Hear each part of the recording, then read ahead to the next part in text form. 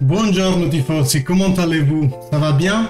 Donc deuxième vidéo de l'année, on va encore parler de l'affaire Morata qui est actuellement, c'est l'actualité de la Juventus en ce moment, le probable départ de Morata vers le Barcelone. Il y a eu des évolutions sur cette situation. On va parler un petit peu de Ramsey et son éventuelle sortie. On va partir d'une autre éventuelle sortie qui est celle d'Arthur et on va parler des renouvellements parce que oui, il y a des joueurs qui chez nous aussi peuvent à présent discuter avec d'autres clubs. Je parle de Dybala, mais aussi Bernardeschi, De Sciglio, Perin, Douglas Costa même si vous voulez. Donc on va faire un petit micmac de tout ça. Voilà, j'ai oublié de dire, on parlera aussi de la situation de Kulusevski parce qu'il y a une offre qui a été émise pour lui, sauf que la Juventus a fait déjà son retour et je vous spoil pas, je vous dis ça à la fin de la vidéo. Oh le bâtard! Et je vous propose de partir par ça, comme ça je n'oublie pas tout simplement les renouvellements de la Juventus. À ce jour, en juin 2022, il y a Rugani, Perin, Bernardeschi, De Sciglio et Douglas Costa qui n'auront pas, avec lesquels le contrat avec la Juventus finira. Donc qu'est-ce qui va se passer pour tous ces joueurs? Douglas Costa a déclaré, enfin du moins c'est le président du Grêmio a déclaré qu'il continuera chez eux, tant mieux parce que sinon il allait nous revenir dans les bras, donc c'est quelque part un problème qui se règle tout seul. Et après Douglas Costa ira à échéance de contrat, il sera free agent, libre d'aller dans un autre club à part un net zéro. Donc voilà, ça a été un bon joueur mais vraiment dommage des muscles de cristal, enfin, c'est vraiment dommage de ne pas avoir pu exploiter ce joueur à 100%. Parlons des autres.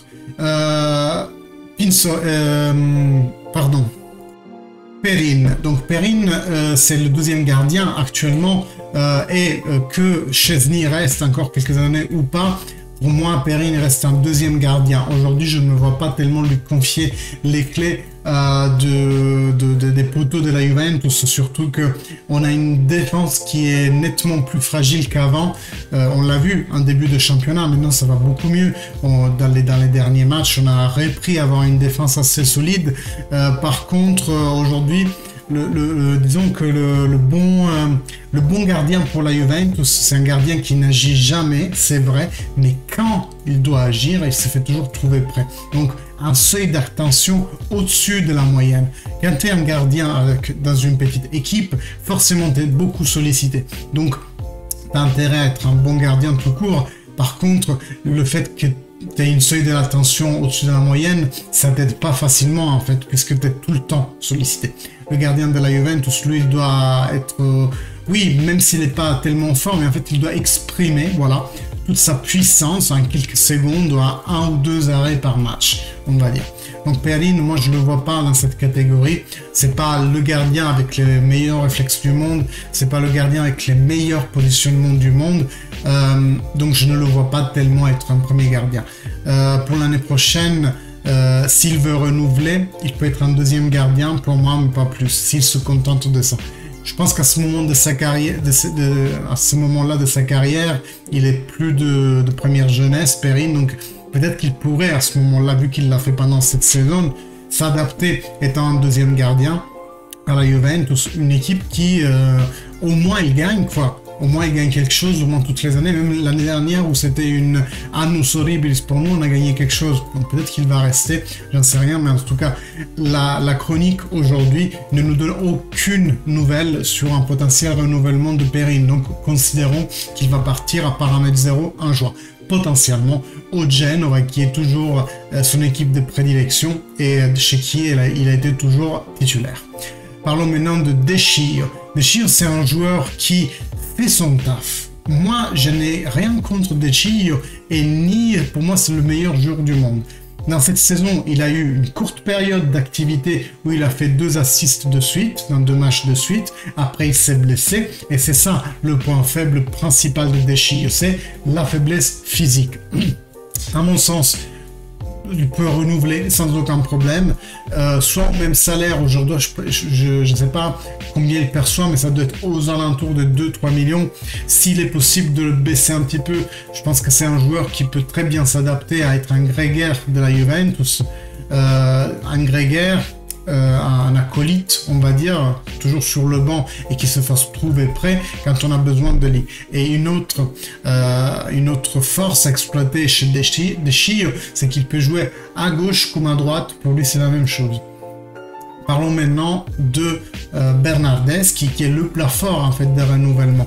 Bernardeschi qui a été très malmené par les tifosi juventini, surtout dans la dernière année avant l'Euro, on va dire, jusqu'à l'Euro. Après l'Euro, moi j'ai l'impression que Bernardeschi a changé.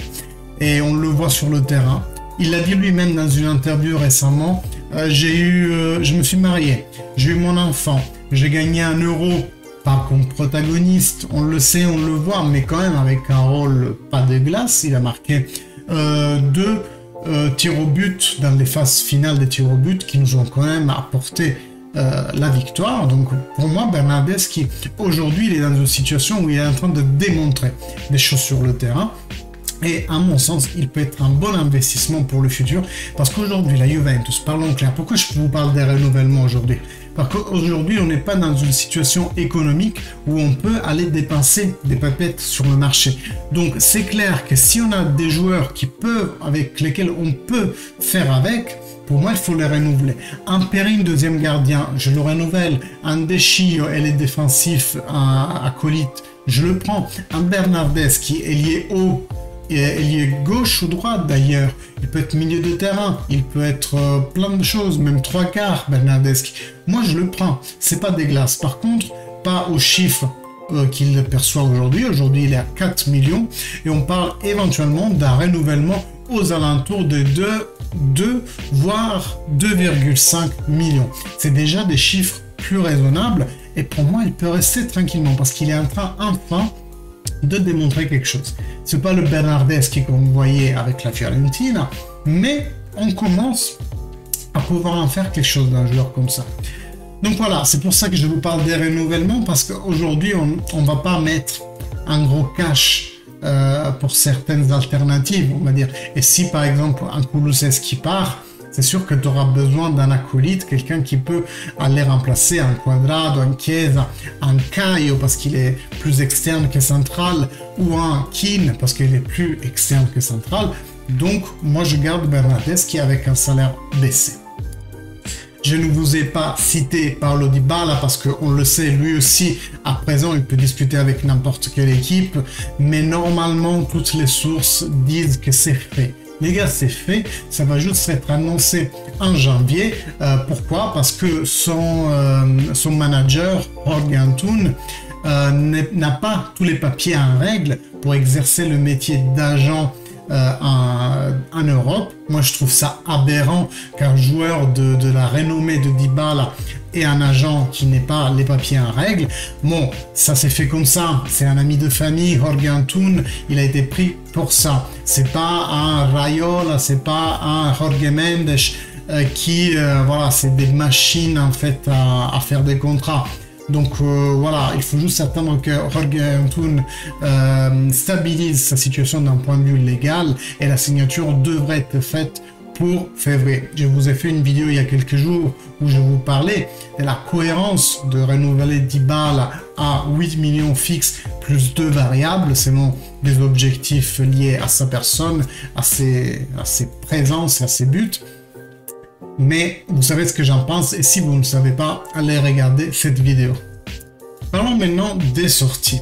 On sait très bien que Arthur veut sortir parce que son nouveau agent Pastorello, non c'est pas son nouveau agent, c'est le nouveau agent de Bernardeschi, Pastorello. Mais Pastorello a aussi dans ses assistés Arthur, et il a dit clairement qu'Arthur veut jouer, donc on s'attend à qu'Arthur parte. Surtout dans la formulation, comme je vous disais il y a quelques temps, du prêt, parce que Arthur bénéficie encore du decreto crescita, parce qu'il est là depuis 1 an et demi, et en fait si on le vend tout de suite, il fera pas 2 ans, il faut qu'il fasse 2 ans pour qu'il bénéficie, et la Juventus bénéficie bien entendu du decreto crescita, qui, je vous rappelle, nous permet de payer la partie taxe à l'État de façon amoindrie. En gros, au lieu de payer sur 7 qu'il touche Arthur, d'en payer 7 à l'État italien, donc pour un total de 14, En gros, on paye quelque chose aux alentours de 9-10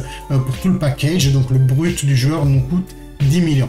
Mais ça, s'il n'arrive pas à faire les 2 ans, on devra reverser à l'État ce que l'on n'a pas versé pendant l'1 année et demie précédente. Donc on a tout intérêt qu'il reste joueur de la Juventus au moins jusqu'en juin. C'est pour ça qu'on part plutôt sur un prêt. Or maintenant, l'entourage d'Arthur et Arthur lui-même pousse pour un prêt au-delà des 6 mois, donc potentiellement 1 an et 6 mois, 18 mois, pourquoi pas, parce que le joueur se projette sur un long projet, parce qu'il veut jouer pour être rétitularisé dans la nationale du Brésil, et donc il lui faut jouer, il lui faut un projet de plus longue durée qu'uniquement 6 mois. L'autre départ qu'on nous souhaite tous, c'est Aaron Ramsey, parce que en ce moment, je vous mettais sur Facebook une photo il y a quelques jours où on voyait très bien qu'il nous a en fait coûté à la minute plus cher que Cristiano Ronaldo. Eh bien, genre 7000 € à la minute pour Cristiano Ronaldo contre 8,5 000 €, 8500 € pardon, pour Ramsey à la minute. C'est juste ouf de se dire qu'on l'a payé à la minute plus que Cristiano Ronaldo. Bref, mais dans tous les cas, on souhaite qu'il parte. Le problème, lui aussi il veut partir, c'est pas le problème. D'ailleurs, la Juventus lui a donné ces jours-ci quelques jours de retard. Il n'est pas arrivé à Turin tout de suite avec les autres, il est encore en Angleterre pour se chercher un club. On a parlé de Aston Villa. Toutefois, l'équipe qui semble plus probablement vouloir accueillir Aaron Ramsey, c'est le Newcastle. Ce qui pose problème, c'est, vous le savez, son salaire à hauteur de 7 millions, 7 millions, ouais, si c'était 7 000, ça nous arrangerait, 7 millions d'euros net, pardon. Et même si le Newcastle a été racheté par les pétrodollars, ils sont pas fous non plus à lui donner 7 millions par an. Donc il faut trouver une négociation sur ce terrain-là. Qui bloque aussi avec Aaron Ramsey, c'est quelque chose qui est sorti dans les journaux ces jours-ci et je trouve ça aberrant. D'habitude, on donne de l'argent aux procureurs de joueurs quand ils les bougent, quand ils les font changer d'équipe. Donc l'équipe qui achète va payer une commission à l'agent. Dans le contrat de Ramsey, il y a une clause de 3 millions par an s'il le garde à Turin. En fait, le procureur de Ramsey, il a tout intérêt à que Ramsey ne bouge pas de Turin. Je trouve ça vraiment aberrant, ça se fait jamais et il faut qu'on le fasse pour le seul joueur qu'on veut vendre à tout prix parce qu'il nous coûte trop cher, parce qu'il est jamais là.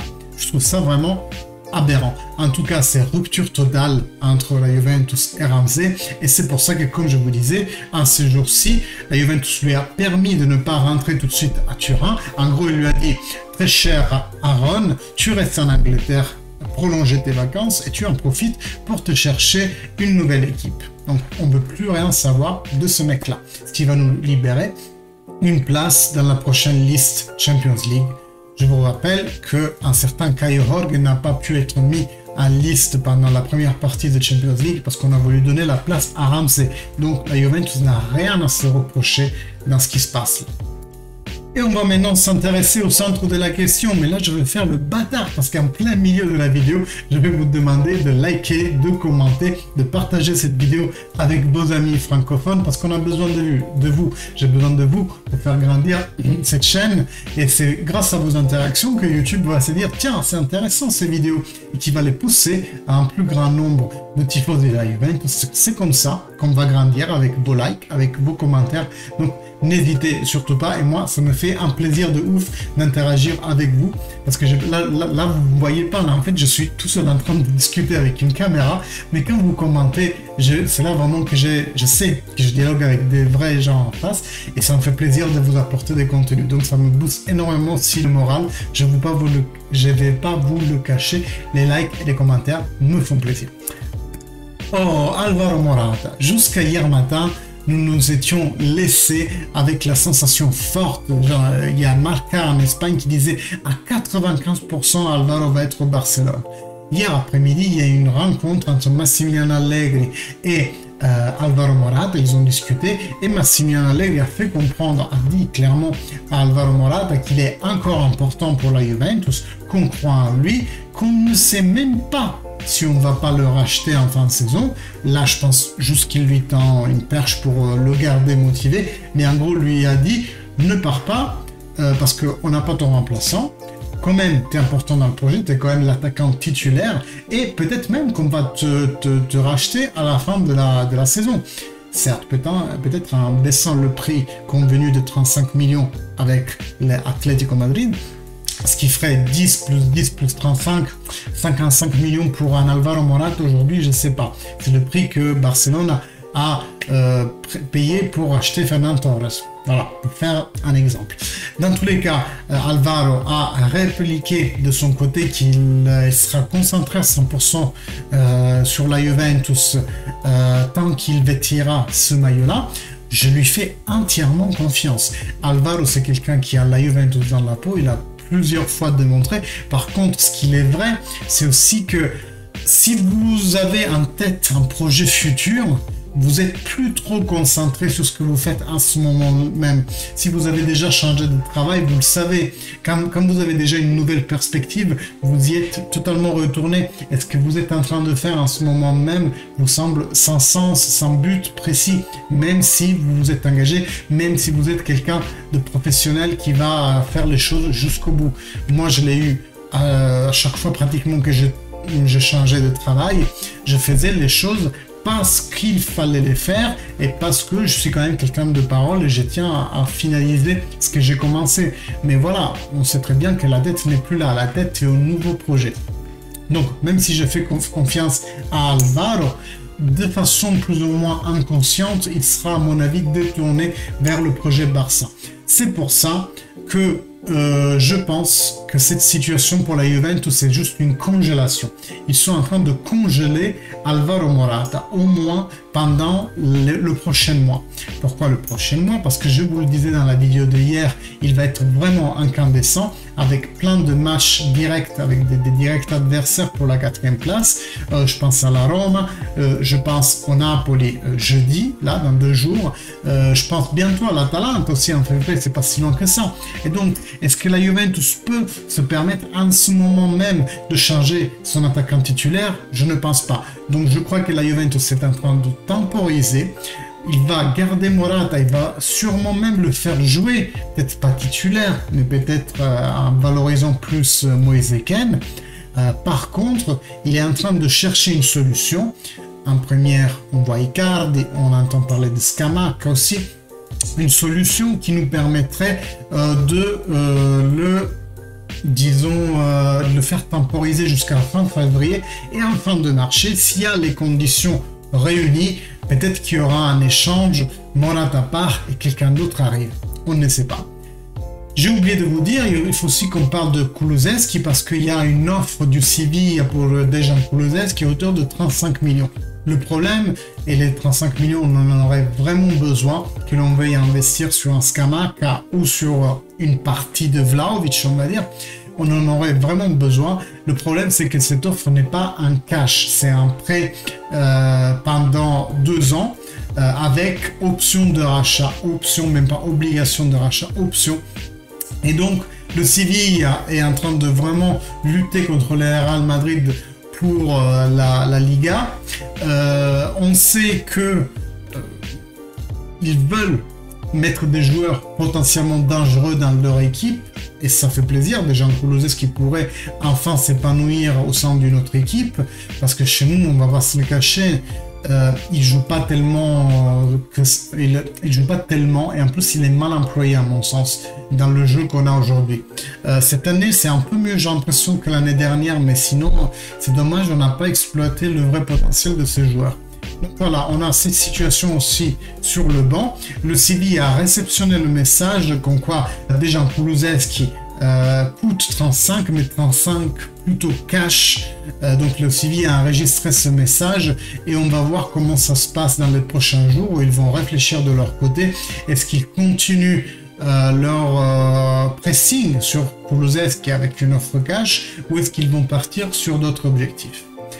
Voilà mes amis, aujourd'hui on a fait un peu le tour de toutes les nouveautés qu'on a pu entendre à partir de la Grèce et à partir de Dimarzio qui a recommencé à donner des nouvelles un peu plus concrètes. Dimarzio parle souvent pendant le mercato et pas en dehors du mercato, mais c'est bien, c'est une source fiable et c'est très bien qu'il ait donné certains insights sur ce qui se passe chez la Juventus. Eh bien on va se tenir au courant les gars, donc moi dès qu'il y a une nouvelle je vous sors une vidéo, ou alors je vous fais une vidéo agrégat de plusieurs situations comme je viens de le faire. J'espère que ça vous a plu. Si vous êtes nouveau, vous inscrivez-vous. Vous inscrivez-vous. Vous cliquez sur s'inscrire. Vous cliquez sur la petite cloche, c'est important. Comme ça, vous êtes notifié à chaque fois que je mets en ligne une vidéo. Vous likez, vous commentez parce que ça me fait plaisir comme dit et parce que ça nous aide à développer la chaîne ensemble de façon communautaire. Et puis moi il me reste que vous dire fino alla fine et forza Juventus.